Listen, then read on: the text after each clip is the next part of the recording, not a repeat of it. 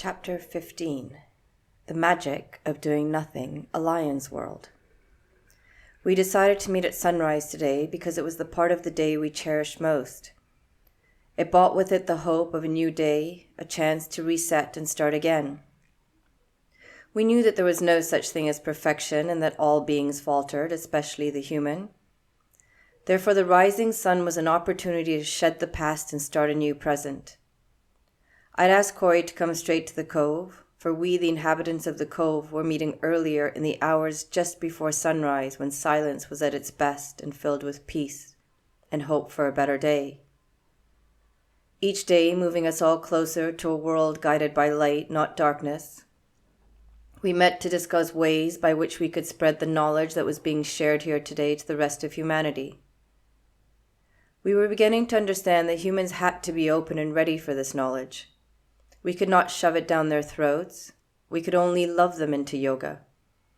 Through love, they would begin to see the power of what we were teaching. For in darkness, turmoil, war, and chaos, it was love that remained constant. Corey arrived just as the sun began to peek at us from across the horizon. It was a ball of fire shimmering in the heat, and it arrived with joy and gratitude. Its orange outfit like no other we had seen in nature, and the vibration that came with it was Om. No matter what state you were in, when the rising sun made its entrance, you moved to Sattva. We all sat in silence, breathing in unison, 5 counts in, holding in relaxation for 2, 10 counts out, holding at the bottom for 2. There was a smile breaking out on all our faces that was helping our nostrils to expand to allow for a greater exchange of oxygen and carbon dioxide and the intake of prana. Corey quietly padded barefoot over to Ocean and sat at the edge among us. He settled onto his sitting bones and synchronized his breath with ours. We sat like that until the rising sun was replaced with rays of light breaking through the slits in the clouds. A waterfall of rays across the entire ocean was singing a song so joyous it could be heard in our silence. We all heard it, not with our ears but with our souls. It was magnificent, how it enveloped all the space and wrapped itself around our hearts. You knew as you sat there that you were listening to the universe. We placed our hands over our heart and set an intention for the new day ahead of us, for the change we wanted to see within ourselves. We always preferred for our intentions to be a change in us, not in our life, for we knew if we changed, everything would change to reflect us. Then we did our 3 deep ohms, rubbed the palms of our hands together and placed them over our eyes. On the next exhale, we lowered them and opened our eyes as we arrived out of darkness and into light. Welcome, holders of light and love. I thank you once again for honoring the human with your presence and knowledge. Take a moment to find a spot in an umbrella to the sun or under the sun as we begin our journey into restorative yoga and the disco it plays in our body. But before we begin, I would like to water a seed we've been planting. Human, you are not the animal that society keeps telling you that you are. You are not selfish, bad, or evil. Your instinct is not to divide, kill, or be alone. The instinct society tells you rises from your animal brain. We animals can testify that those behaviors are not from animals. Yes, we engage in death to survive, but take that off the table and we are kind, loving, and caring beings. Most of us live in pods, packs, prides, troops. Some even form a community. Human, you are social beings at your very core. Do not allow anyone to tell you different. When you take this journey of yoga and connect to your true self, you will reconnect to love and goodness that is in you. And when you do, where you once felt lost and untethered, you will now feel grounded and see your way clearly. As we settled in, Corey did his rounds greeting nature and then settled under a willow tree and the shade it afforded his luminous white skin. Today, Lion is going to tell us this story, for he is well acquainted with doing nothing for nearly 20 hours out of 24 hours a day. Ah, come on, Eagle, you jest. It's not nothing I am doing. I am rejuvenating my form, so it may hunt to feed my family. Hunting is not an easy feat without a gun, you know. Plus, it takes enormous energy to protect my pride, play with my young, and procreate. Don't worry, Lion. We are merely teasing you. You are not the only one in the non-human kingdom that engages in restorative yoga every day. We all love it. Humans should learn that doing nothing is so beneficial to their health. Come, tell the human this story. Lion slowly walked over to Corey. Each step created a ripple across his muscles, and then he sat on his hind legs in front of the human. It was a sight we would never forget. Corey. Humans live in this strange world that awards productivity and slanders them for doing nothing. As a result, you walk around all day wearing the sheriff's badge of stress. You only feel worthy of this badge if you are constantly running around, being stressed, and doing something productive. You then swap the stress badge for the guilt one when you do nothing, and yet it is nothing that will save you in the world in which you currently live. Restorative yoga is a physical practice where you are guided into poses with the use of props to completely relax your body. The practice aims to fill the gaps between you and the earth such that you feel little or no sensation in your body. And then all the cells and systems in your body have a party. Your immune system, your digestive system, well, basically all your systems. They all sing and dance because there's no stress, no stimulation, no drama, nothing to pull it and all its cells away from their job. They engage in some serious disco as they begin to do the jobs they were created to do. They repair, heal, rejuvenate, and best of all, regenerate all your cells, organs, bones, etc. They fix you, hug you, and revive you. So at the end of a class, you feel calm and yet energetic. This is because you release energy that has been kidnapped by stress and your muscles. It does not matter what age you are. By embracing the discipline of yoga, you begin to reverse illnesses, disease, turn off harmful genes, regenerate your inner self for a healthier inner and outer self. Because yoga is magic. It works from the inside out. Too many humans believe that changing the outside will change them inside. All the alterations you constantly make to your hair, face, and body with makeup, tattoos, clothes, hair products, not changing anything on the inside, but believing by changing the outside will change it. Well, no, wait, I'm lying to you here. It does change the inside. It keeps you in such low-frequency emotions as insecurity and all those other unhealthy emotions that rise with the attachment to anything external and impermanent. Restorative yoga is so powerful because it teaches your body to relax, thereby creating new memories, habits, and reactions to emotions and stressors stored in your amygdala, which is your emotional storage unit. So the next time you are stressed, you seek relaxation and calmness instead of anger, anxiety, booze, weed, etc. You know, human, restorative yoga is just a journey into Shavasana. Shavasana is one of the most challenging poses for humans as you struggle to completely relax and surrender without the aid of anything but your breath. It is also a practice that allows for the creation of a safe space in which you can observe your thoughts and emotions from a point of objectivity and not feel powerless to do anything about them. When you have trauma sitting in you, it is the feeling of being unsafe and powerless that allows your traumas to block you from moving forward. A good restorative yoga practice creates a safe space where you feel in control to observe your conditionings, your experiences, and your thoughts without them triggering you, so you can begin to dismantle them and release them.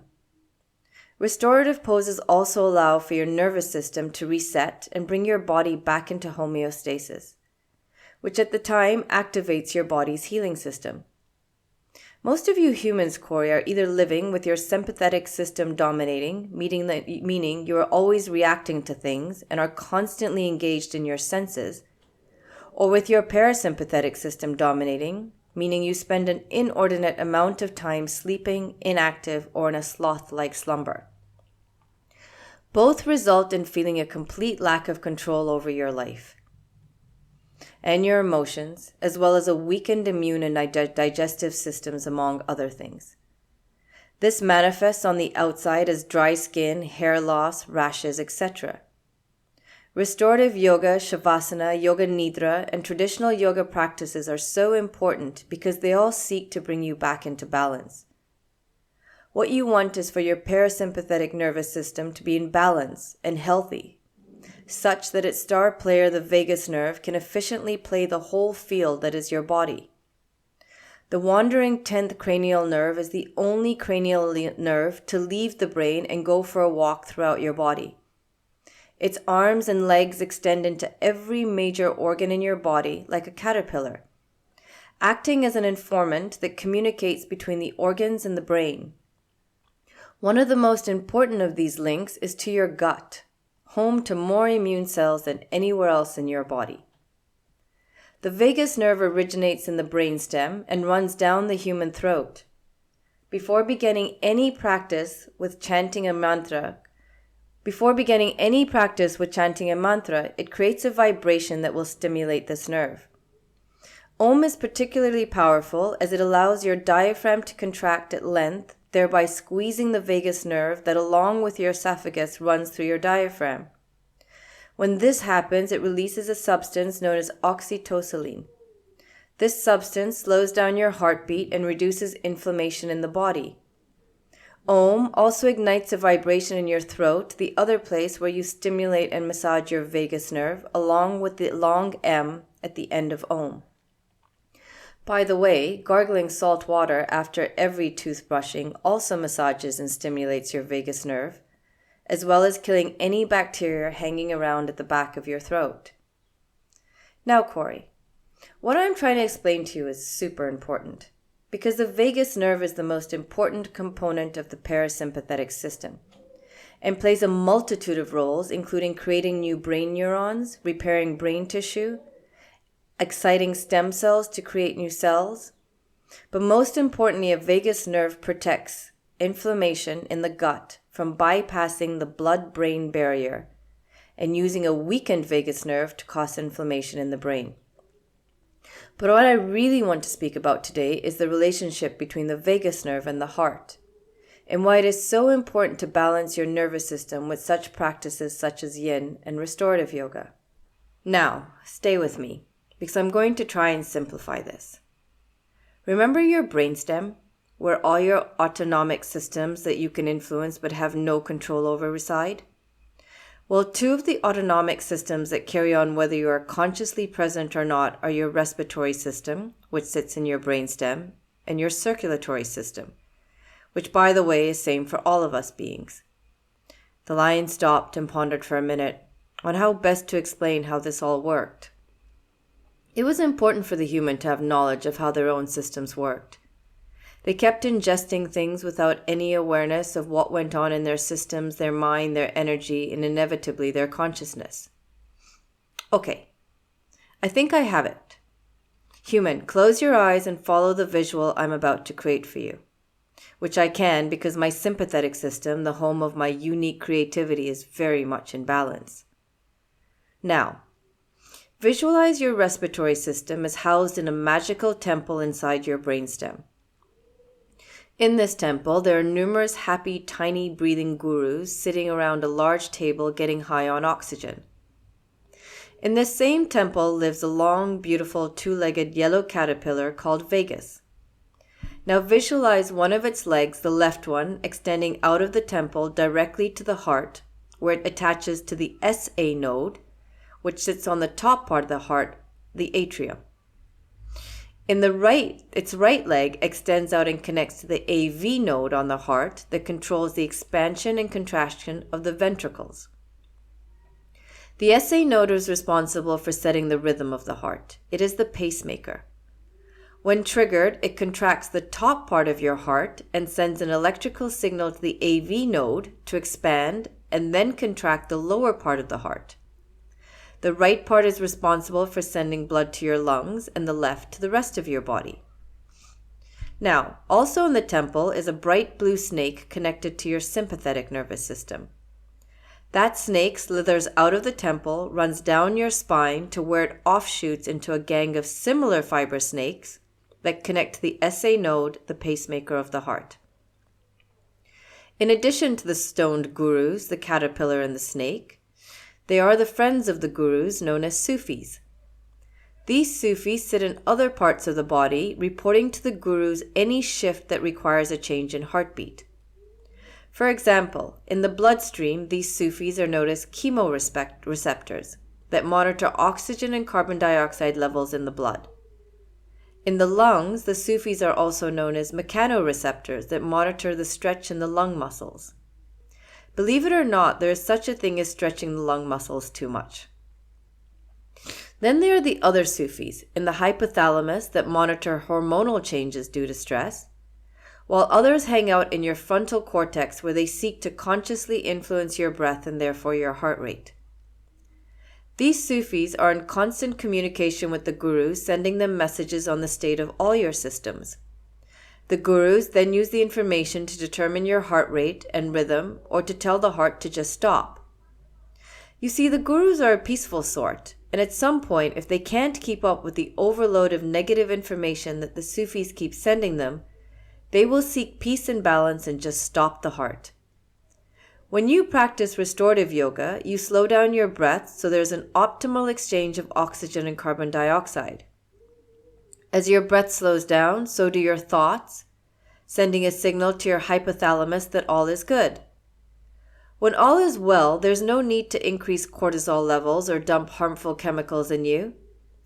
As a result, your body calms down and enters a safe and secure zone such that no extra blood needs to be pumped to your extremities. The Sufis signal the gurus that all is calm, who in turn signal the yellow parasympathetic caterpillar to slow down the heart by slowing the electrical pulses in the SA and FAV nodes. At the same time, it puts the blue sympathetic snake on a leash, and in doing so, it asks your body to basically move out of a fast-paced sympathetic flamingo dance and into a rhythmic, calm, slow parasympathetic dance. And while the heart slows down, the rest of your system kick into disco as they start to heal wounds, kill cells plagued by diseases, regenerate dying cells, open blocked energy centers, and bring you to a place of awareness. The latter allows you to then retreat from the external world and enter your internal world. Humans, your body is miraculous. Yoga teaches your body to move into this state right after a stressful event, or even before a stressful event. When you can do this, you are freeing yourself from antibiotics, vaccines, illness, and disease. A body that is in homeostasis will bounce back from a stressful event within a short period instead of continuing to sit in the stress of the event long after the event has passed. But how do you know how well you are doing, especially if your connection to yourself is somewhat dodgy? Well, there's a human gadget that can help you. It's called an HRV ring. HRV stands for heart rate variability, which is the space between heartbeats. A shorter time between the heartbeats indicates that your body is sitting in your sympathetic fight-or-flight flamingo dance system.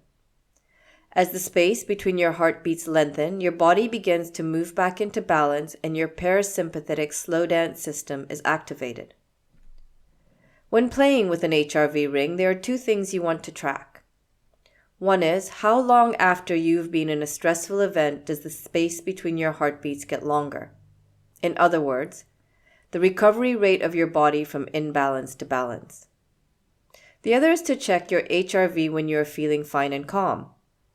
If in this state your HRV is still low, meaning the space between your heartbeats is short, then there's something going on inside of you that should not be going on. It's like having a straight guy at a disco purely for gays. Not easy to spot, blends in okay, so you think all is normal, but he should not be there. Corey, please understand that everything you humans need to heal yourselves to be a healthy, sane human not afflicted by disease, mental illness, depression exists within you. In fact, you have an entire pharmacy inside of you. You can produce in your body most of those drugs you buy that make you feel better or get high. Yes, even ayahuasca. We and the rest of nature are always surprised at how humans work so hard for cars, homes, clothes, and security. But when asked to do that same work on yourselves, to do nothing, to eat well, come to your mats, meditate, etc., You just keep opting out and claiming you don't have the time. By doing this, you keep riding that blue snake until one day you drop dead from something that was preventable had you done the work. There you have it, Corey. A journey into the human form and a deeper understanding of why so many of us in the animal kingdom recline ourselves into rest for such long periods. Though mind you, we are not as bad as the bear that hibernates for months. Anyway, the reason we do it and you don't is not because we are lazy. It's because we're geniuses. The Cove erupted into uncontrollable laughter at the compliment Lion had paid them. In ending, let me add a little homework for you. To know what is going on inside of you, it is not enough to just observe your body when you are on the mat. Begin to observe your tongue, your poop, your skin, your hair, your nails, and so forth off the mat. They are all manifestations of what is going on inside your body. Rashes, dry skin, brittle hair, constipation, different color feces, and white tongue are just some of the warning signs that your body is not in homeostasis and all is not well with you. Give thanks to water and food before it enters you because positive energy affects the chemical and cellular composition of all elements. When you go to the toilet to poo, place your legs on a stool, close your eyes, and in silence visualize all the toxins slowly moving through you and then out of you. Clean your colon, and when you're done, thank your body. Don't sit on a phone or read a book while you're in the bathroom. Be present in every act that you perform. Trust me, your mind, body, and soul will thank you for it. Wow, that was great. Thank you, Lion. The whole thing has made me wonder about reincarnation and the belief yogis have that the human is the ultimate form of consciousness to reside in before being liberated. Because from where I sit, you animals seem to have it right. Corey paced around. His mind was sparking all over the place. I agree, Corey. It is the one place where we divert from the yogic discipline. But we shall not get into that today. It is hot, and many of us would like to enter a restorative pose to conserve our energy for the much-needed hunt to feed ourselves. You are welcome to slumber with us if you do not want to rush off back to your world. You know what? I think I'll stay. I'm beginning to understand that sitting on a couch and watching a screen is not in fact restorative to my body at all. It's going to be hard, but I'm going to have to learn to rest, not sleep, without stimulation or the company of anything but my breath. I sighed in joy. He was important to me, to all of us, and we wanted nothing but the best for him, even if it meant that maybe one day we would have to let him go. It was a thought I did not want to give energy to, so I did not. As I shook myself out of the well of thoughts into which I had dived, I found myself amid a siesta of the grandest scale.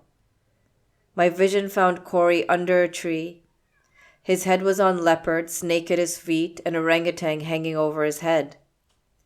I flew over and perched beside him. I placed my wing on his chest and closed my eyes. In the silence, I could hear all of life in the hundreds of inhales and exhales that mingled with the space in which we lived. It was a breath that was sattvic in nature. There was no rush, no negativity, just peace. It was how it was meant to be.